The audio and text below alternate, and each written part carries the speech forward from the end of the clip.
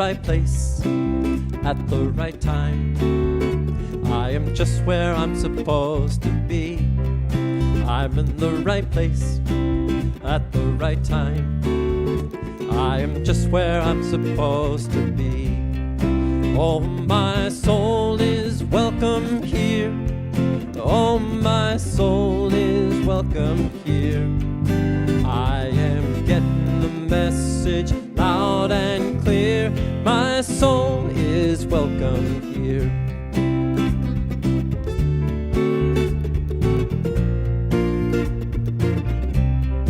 I'm in the right place at the right time. I am just what I'm supposed to be. I'm in the right place at the right time. I am just what I'm supposed to be. Oh, my soul is welcome here. Oh, my soul is welcome here. I am getting the message loud and clear. My soul is welcome here. Oh, my soul is welcome here. Oh, my soul is welcome here. I am getting the message loud and clear. My soul is welcome here. I am getting the message loud and clear. My soul is welcome here.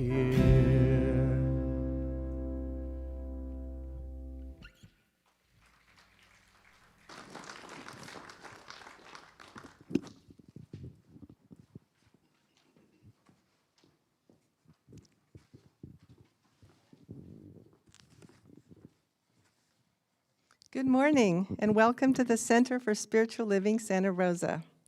Thank you to our inspiring band for your amazing creativity and for sharing it with us. We are so blessed to have you. I'm Julie Burns, the Vice President of your Board of Trustees, so you can ask me how wonderful it is to serve on the Board of Trustees. Since this is the time of year, we start looking for potential trustees. I'm so glad to be here with you today. If you're joining us for the first time, we want to extend a special welcome to you. And thank you also to our Livestream viewers, wherever you are joining us from. We love you, and we're so glad that you are here. Keep in mind that you can always see what's going on here at our website, www.cslsr.org. Remember that the 11 a.m. service is not live-streamed. We are so thankful to you for honoring our safety requirements. It's because of you that we are able to offer services at 9 and 11 a.m., and we hope you are just as excited as we are. There are several ways that you can contribute to our financial support here at the center. You can give online on our website, you can send us a check, and there will be baskets at the exits after the service. As you may know, our organization is entirely supported by donations from you, our community, and we are so grateful for that. At the Center for Spiritual Living, Santa Rosa, we are motivated by a vision of a healthy, loving world. It is known as the Global Vision and calls us to imagine a world that works for everyone. We live our vision through the 5 core spiritual practices of our teaching. Spiritual study, to expand our minds with investigation and honest self-reflection. Affirmative prayer, and you'll hear an example of that from our prayer practitioner after this. Meditation in all its forms, to increase our awareness and experience of the divine presence. Selfless service, to contribute to the greater good through action. And spiritual circulation, to practice giving, receiving, asking, forgiving, and gratitude. Starting today, we are focusing on spiritual circulation. Every year, this is the time when we ask you, our friends, our members, what your intended contribution is for 2022, so we can plan our budget, and thank you for keeping the lights on and our doors open.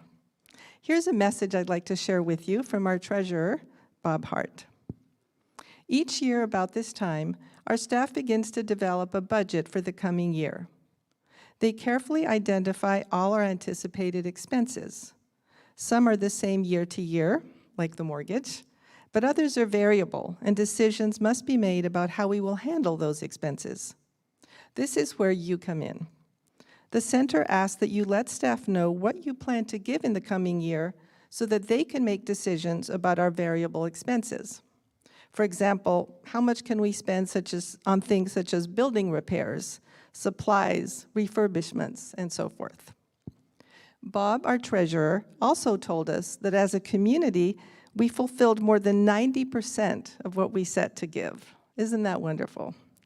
A fulfillment rate of 90% is very impressive and tells us how much our spiritual center means to all of us. Thank you.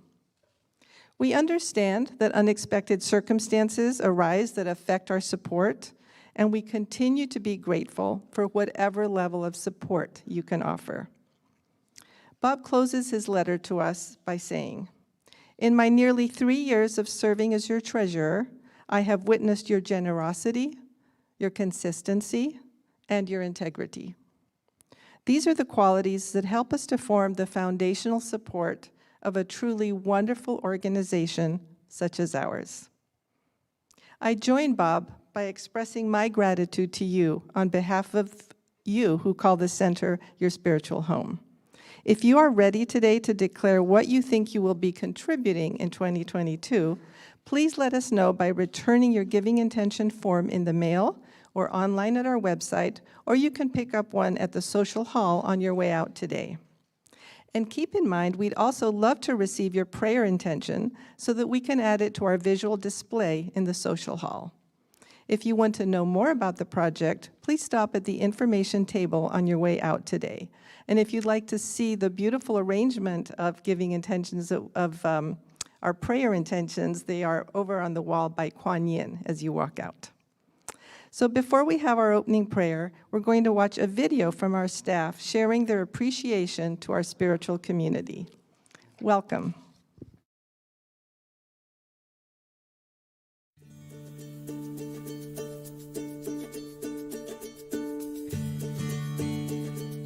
The Center for Spiritual Living Santa Rosa came into being to be a place that says to every person who walks in our doors or who joins us online, you are welcome here.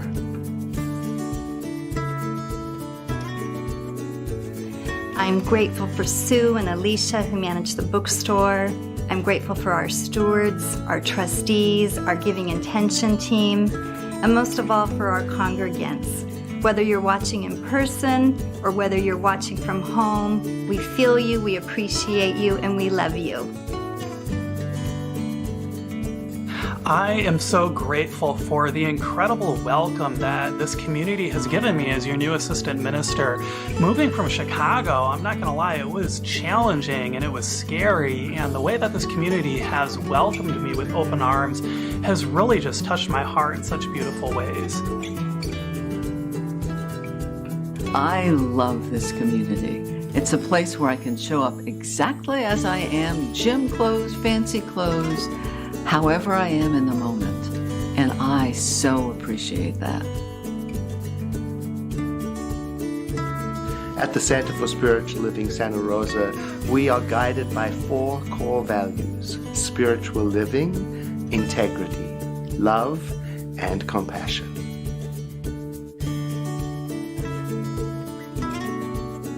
Even though I'm a bit of an introvert, I really appreciate being in weekly contact with our congregation. There are folks here that I've known and kept up with for the last 13 years just by walking in that door every Sunday.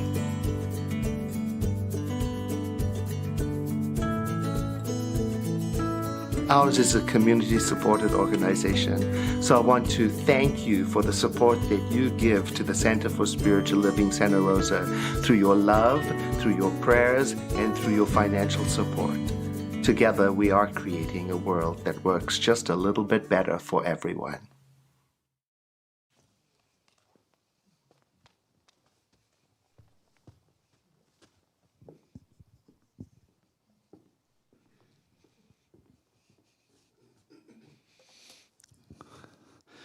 Join with me now. Turn your attention within and pay attention to that which is turning its attention. That is the real you. That is the real person that lives its life eternally as you. Each one here is a chosen, specific expression of the Divine One. And we give thanks for this awareness because all that we are asking for is its movement seeking to appear in our life. And so we open our eyes and allow ourselves to know and feel its presence around us and in us and as us. I give thanks for this awareness, and I simply release this word, knowing that it is already alive and active and being known right here, right now, and so it is. I'm Reverend Kim Kaiser. Please join with me in reading the monthly affirmation. I consciously engage in divine community. I value and respect diversity. Unity is my guiding principle.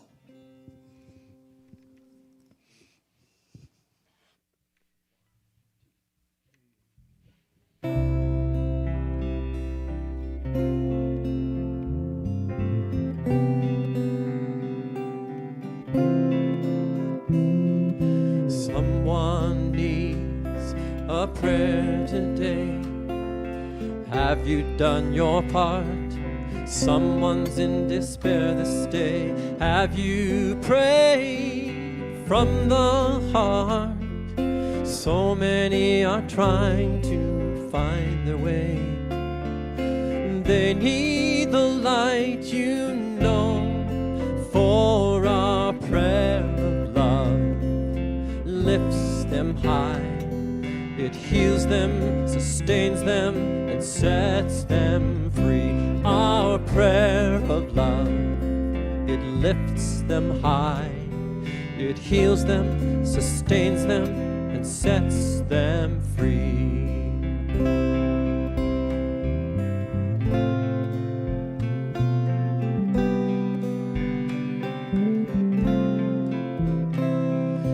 Have you spoken the word today?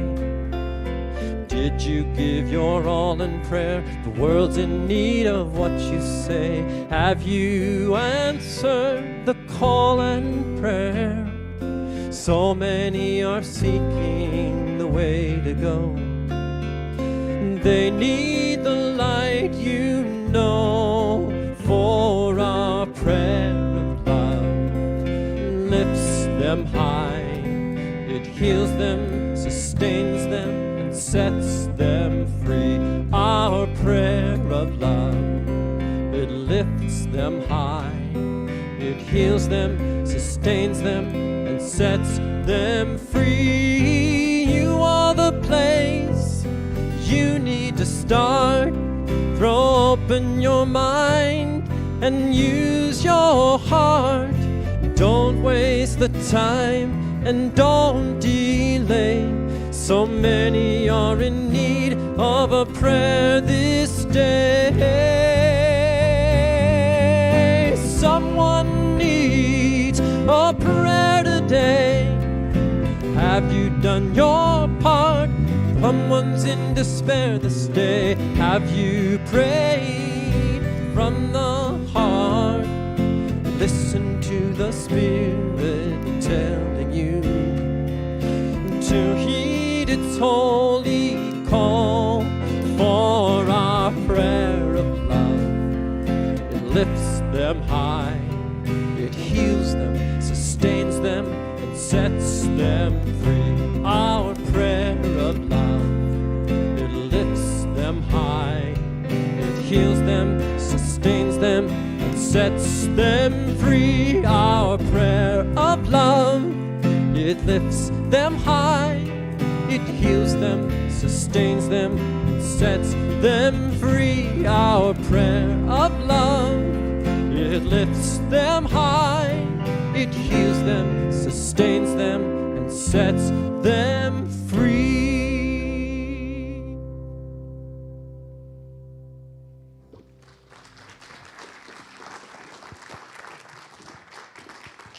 Thank you so much, Chris, and all of the men in the band.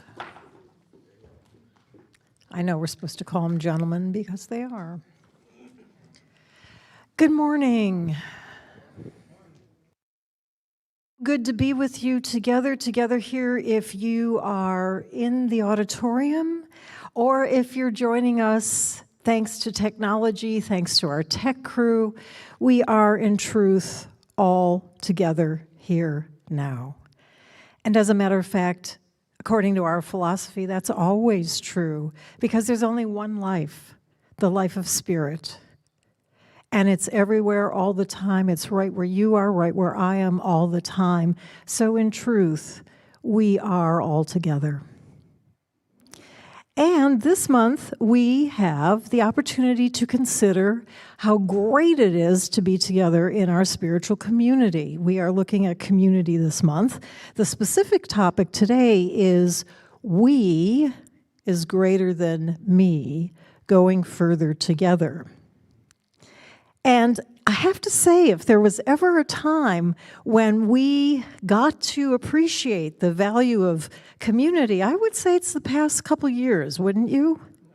I mean, there we were for a while just isolated, separated from each other.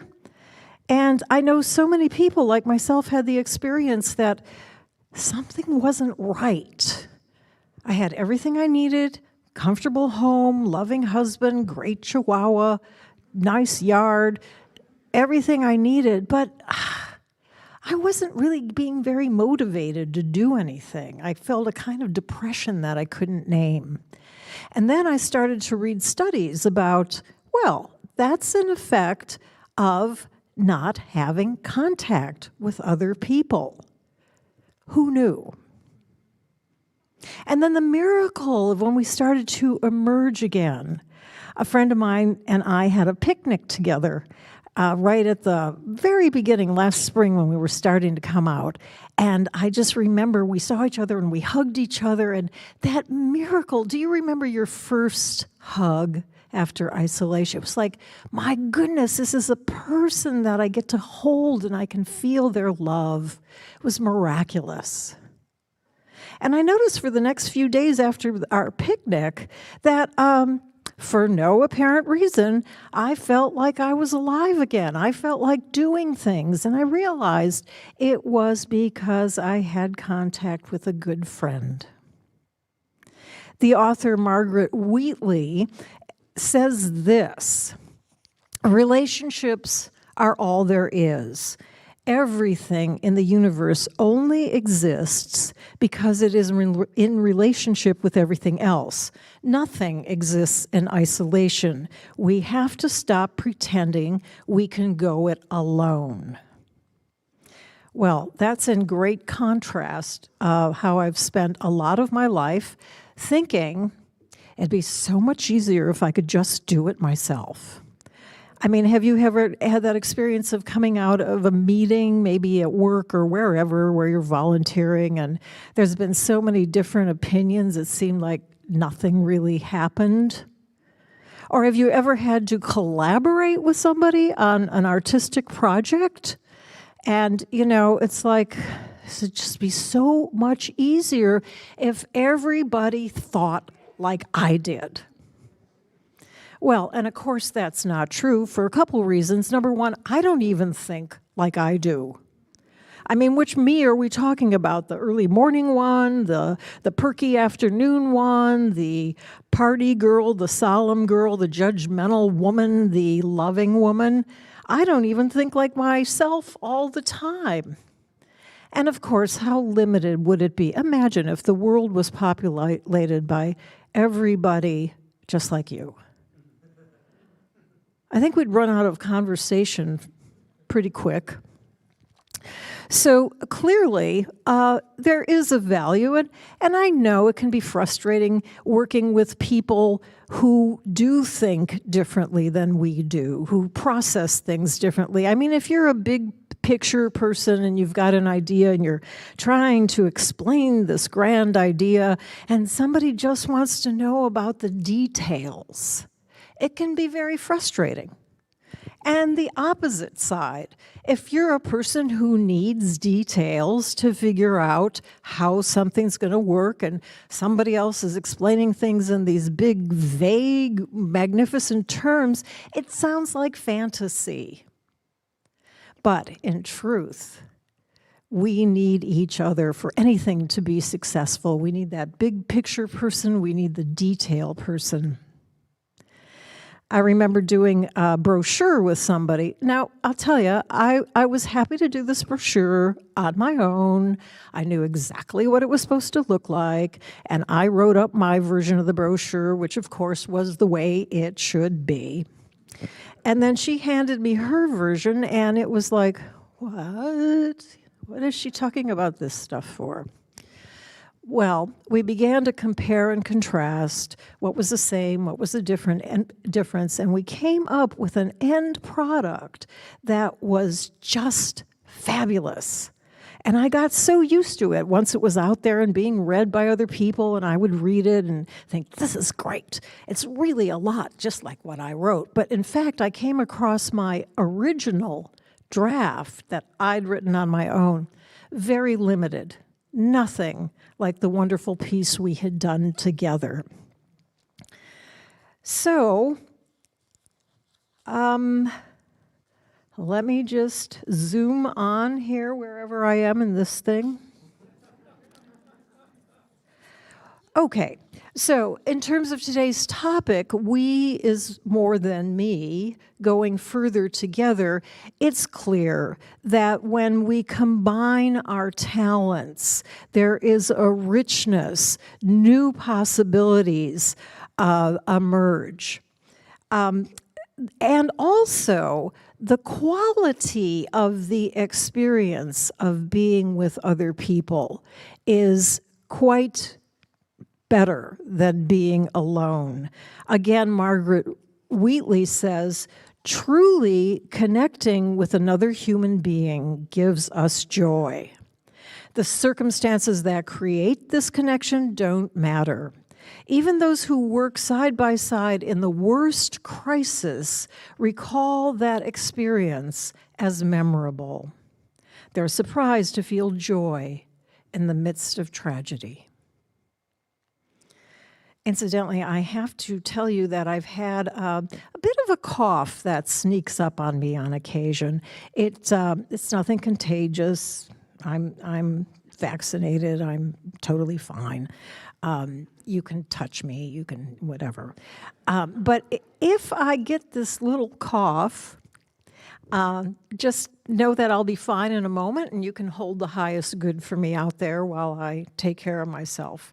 Hopefully, I've got a really great practitioner today, so hopefully we'll get through this service without any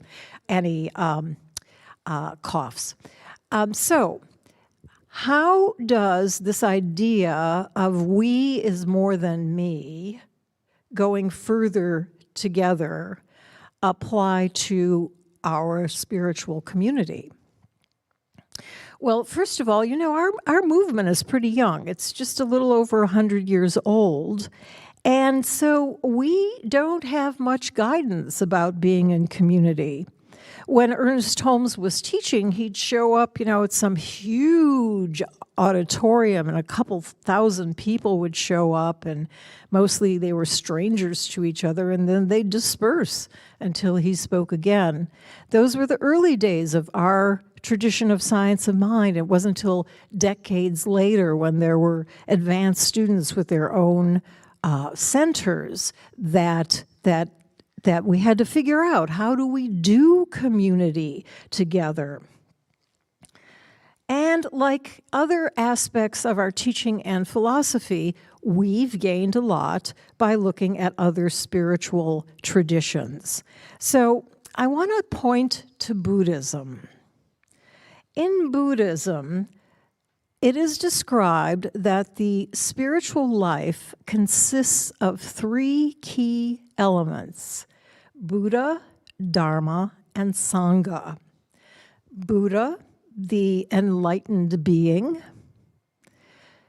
Dharma, the teachings and the practices that lead to that state of enlightenment. And Sangha, the community that studies and practices together. Buddhism teaches that these three are equally important. Equally important. Buddha, Dharma, Sangha. Equally important.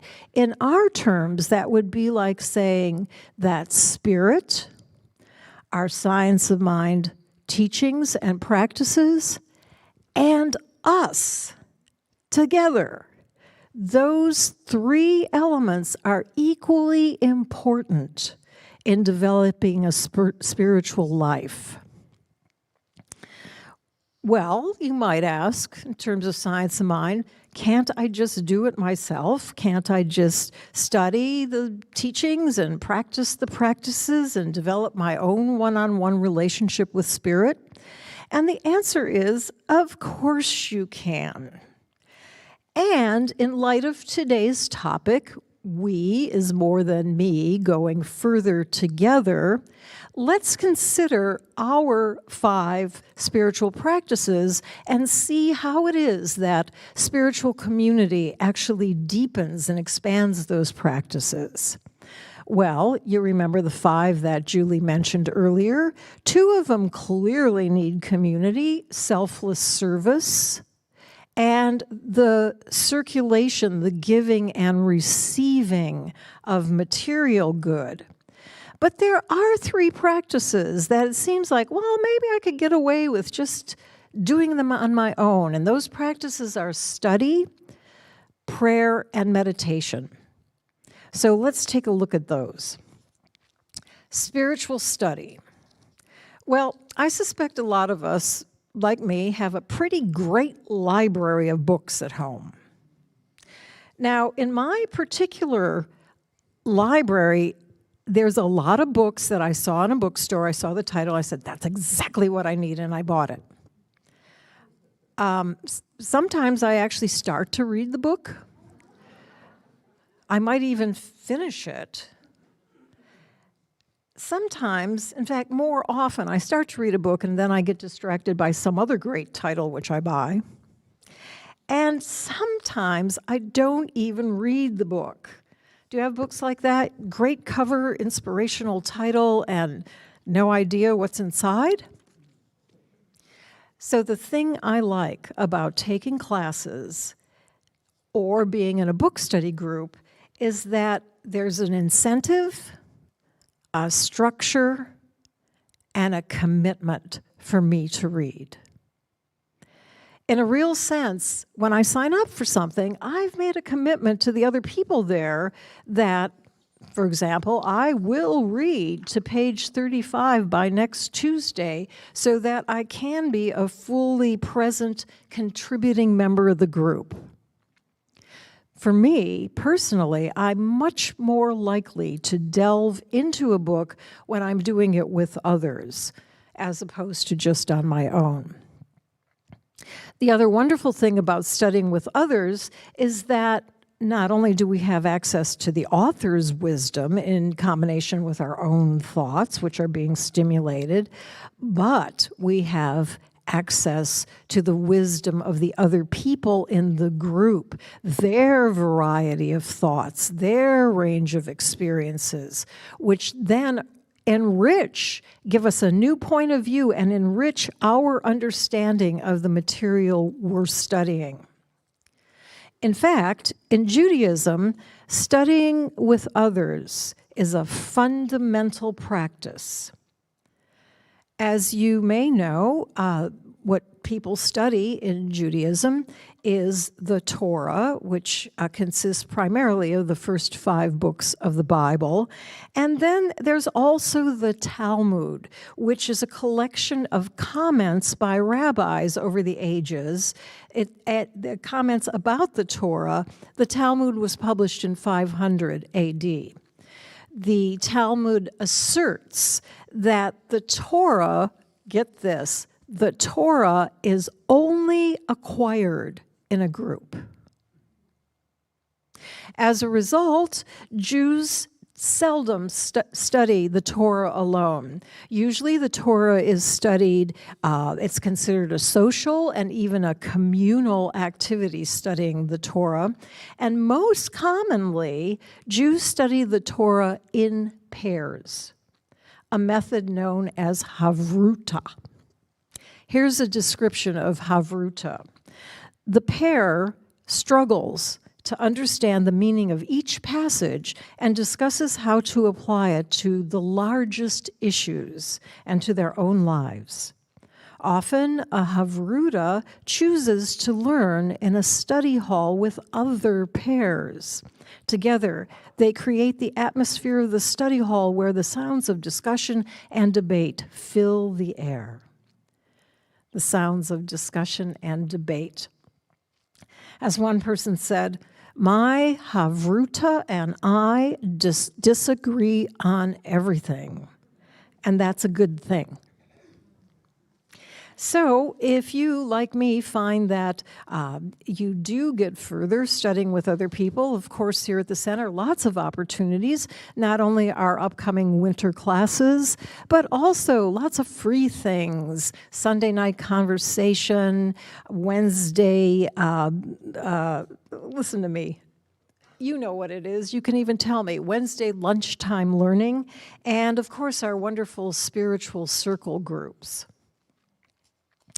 There's a quotation in Judaism that is very valued. It comes from the book of Ecclesiastes, which is both in the Jewish and the Christian Bible. It says, two are better off than one, and that they derive greater benefit from their efforts. For if they should fall, the one will raise the other up, as opposed to if one falls when there is no one to raise him. This not only applies to study, but also to our second spiritual practice of affirmative prayer.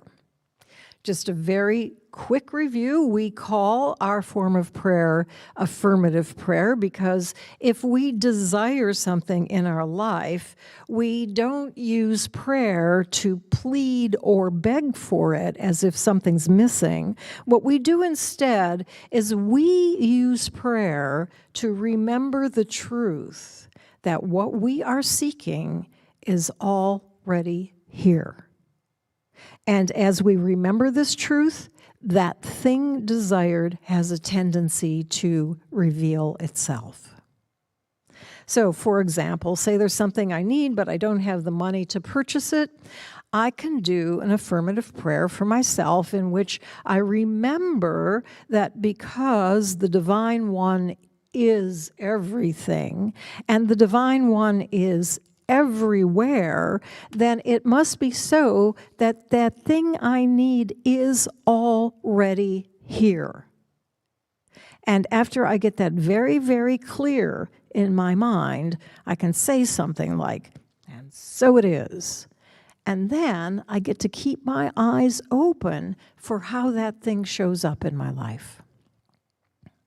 Of course, that's a laser version of how affirmative prayer works. The point I really want to make is how we use prayer for other people. You may have heard some of the words in Chris's song, Ricky Byers' song that he sang to us. Words like, someone needs a prayer today. Did you give your all in prayer? The world's in need of what you say. For our prayer of love lifts them high. My prayer lifts you up. Your prayer lifts me up. Our prayers lift up the world. It's because in our teachings, we know that there's just one life, there's just one mind, there's just one being. It's everywhere, and it's right here, right now. And as I think into that divine mind, that thought is known everywhere.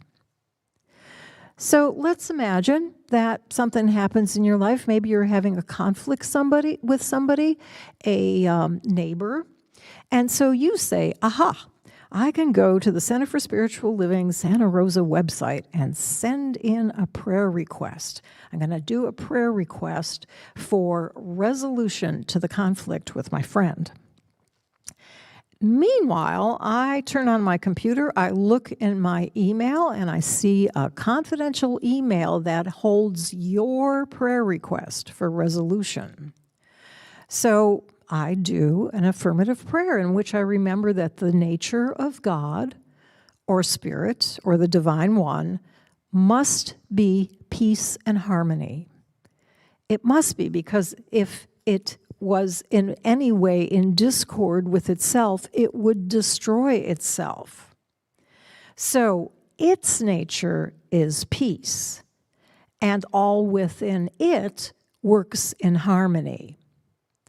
And since you and your friend are in it, then harmony must already be present in the situation, even if you don't see it yet. I know that it's present there.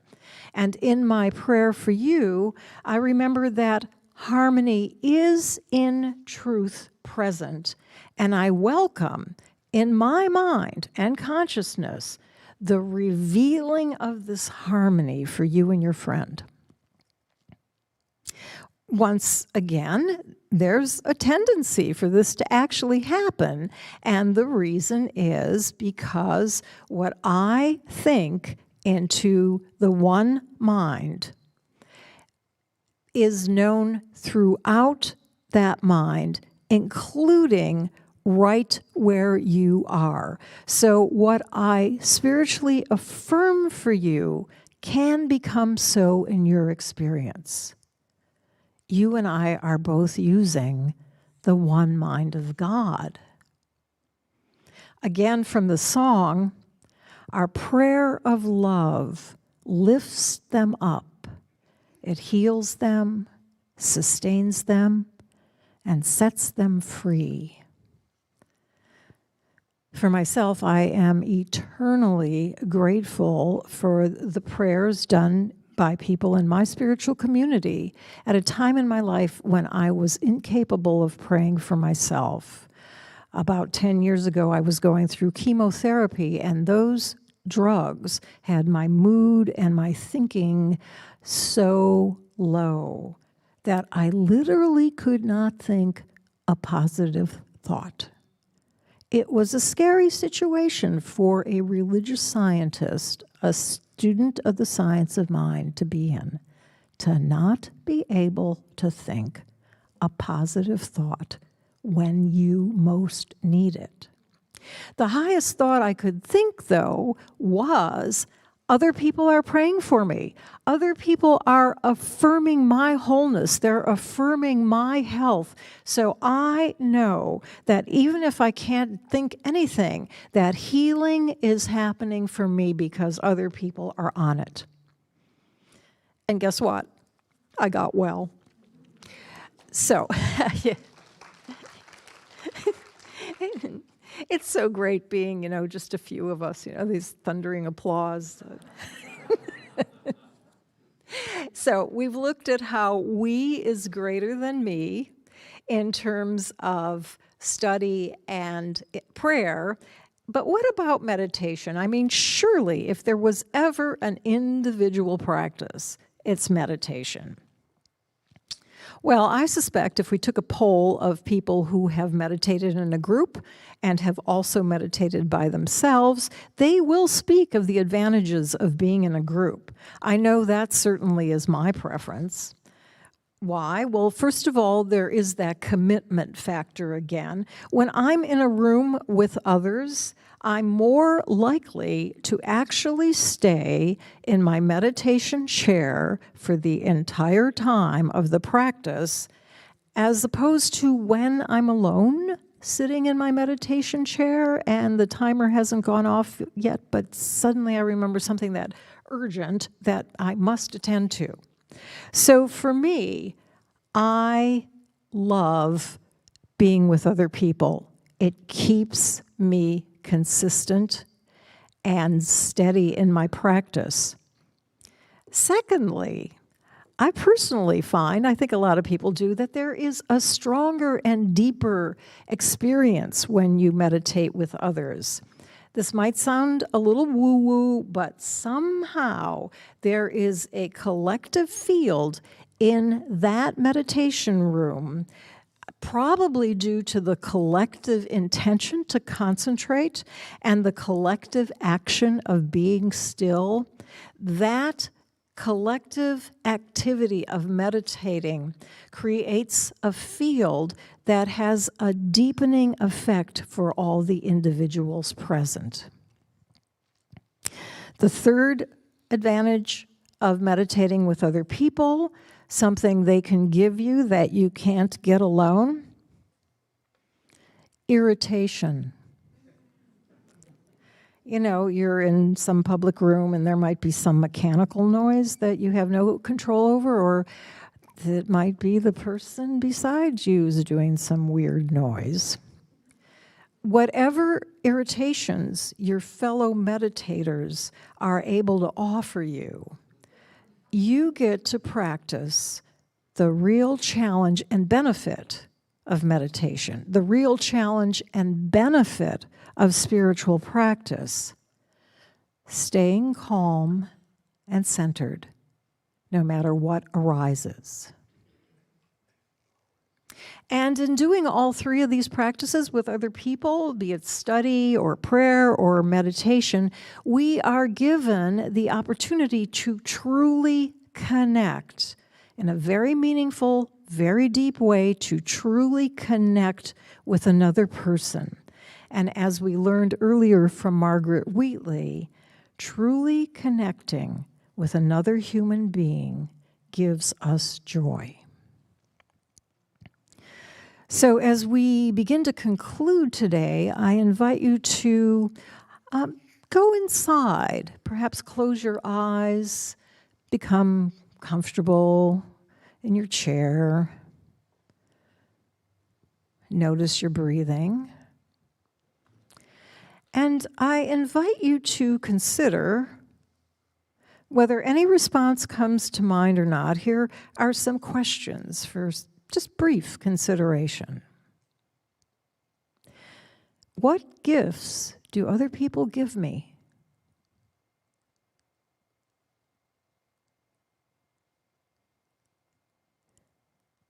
What gifts do I give other people?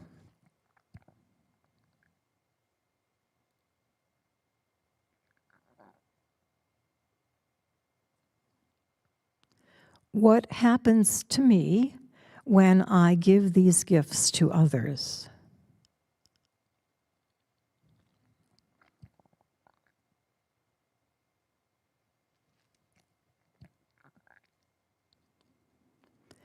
How do other people help me go further?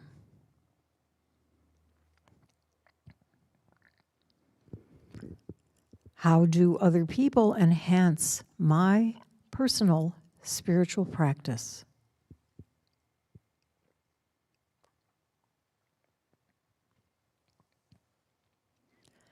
And with a sense of gratitude, I offer these words of Ernest Holmes. When we let the love that is within us go out to the God who is in all people and the divine presence that is in all things, we are recognizing that the spirit within us is the same spirit that we meet in others. I recognize the divine presence everywhere. I know that it responds to me. It is circulating through me now. Its rhythm is in my heartbeat. Its perfection is manifest in every organ, action, and function of my body. Love and perfect life circulate through everything.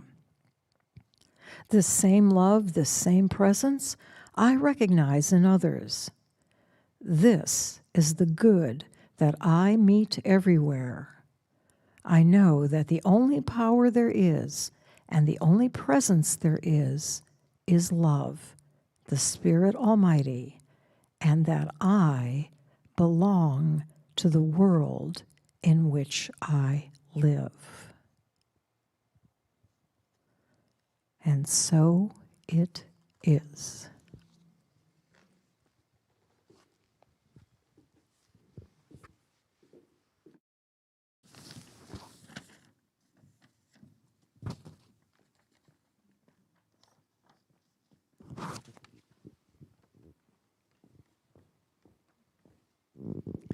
Shall we give a hand to our wonderful Reverend Joyce for that beautiful, inspiring talk?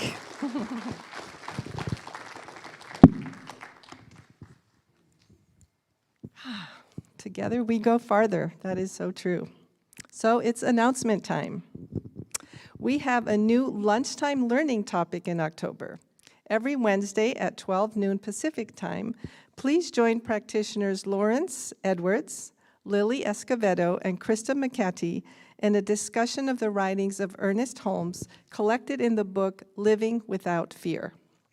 Topics include growing from fear into freedom, freedom from fear is possible, and the power of right thinking. There's no need to sign up. You can simply drop in on the Zoom link, which is located on our website. We also have new spiritual enrichment classes beginning at the end of the month. The first is Ladder of Consciousness, facilitated by Reverend Siota, who has a video invitation for us after these announcements. The second is Your Authentic and Innate Goodness by our own Dr. Edward. You can check out our class schedule on the website for details on how to register. Our annual Remembrance Service is coming up on November 3rd at 7 p.m. Pacific Time. You can get the details and make plans for it by visiting our website. And speaking of meditations in group, did you know that we have a number of group meditations on Zoom throughout the week? You can join our Wednesday evening meditation, Inviting the Sacred, with Reverend Siota every Wednesday at 6 p.m. Pacific Time. We also have a Saturday morning meditation on Zoom at 10 a.m.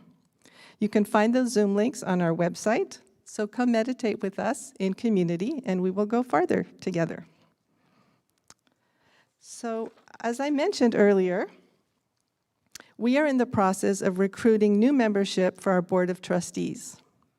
So as a second-time trustee, I would like to extend a personal invitation to you. If you feel called, or even if you are simply feeling a nudge to explore this sacred service, we'd love to talk with you. I won't lie, being a trustee and helping to navigate this beautiful ship we call our spiritual home during wildfires and a pandemic hasn't always been smooth sailing. But I can't think of a better opportunity to stretch, to grow, to serve, to love in the company of a dedicated team of sailors captained by our own Dr. Edward.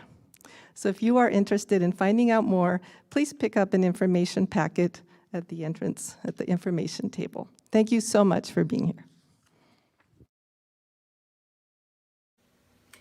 I'm Reverend Siota Belle. I believe there's one consciousness of unity for all of creation. Would you like to have more awareness of this in your life? In my Zoom class, Ladder of Consciousness, together we can have a greater direct experience of the divine presence within ourselves. And with practice, this can become our daily reality. Just come with a willingness to meet and recognize the divine within yourself. There's no book to buy. We'll provide the reading material. This is a 4-week class that begins Saturday morning, October 30th. We meet 9 a.m. to 11:30, and I hope you'll join me.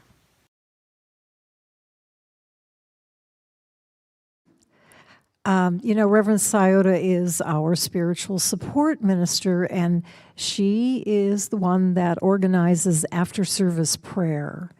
It happens on Zoom. It happens at 10 o'clock and at noon, and you simply go on in the privacy of wherever you are, your phone or your computer, and you're put in a room with someone who likes to pray and prays a lot, a practitioner, a licensed practitioner, who will know for you the truth of what's going on, and therefore what you desire will be revealed. I can't encourage you enough. It's a wonderful experience after service prayer. So it's time for our benediction and then our closing song. So what do we say? I think we say something wonderful is happening as me right now. It is this thing called life. Life is in my mind, life is in my community, life is in my body, life's in everything I do. I think it, I feel it, I love it, and what I like to say is, I am it. So know with me that you are never alone, that Spirit is where you are, that you have only to look inside at any moment to know that you're guided, sustained, and empowered by a presence that expresses itself as you in this world. In deepest gratitude, let us live our lives accordingly, so that in everything that we do, say, and think, we honor this presence within.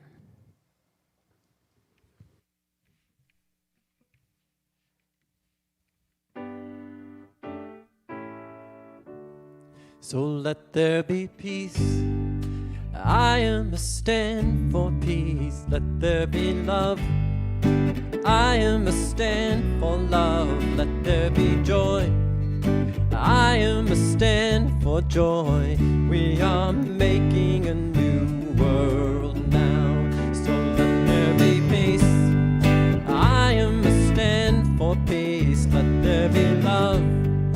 I am a stand for love. Let there be joy. I am a stand for joy. We are making a new world now. So let there be peace. I am a stand for peace. Let there be love.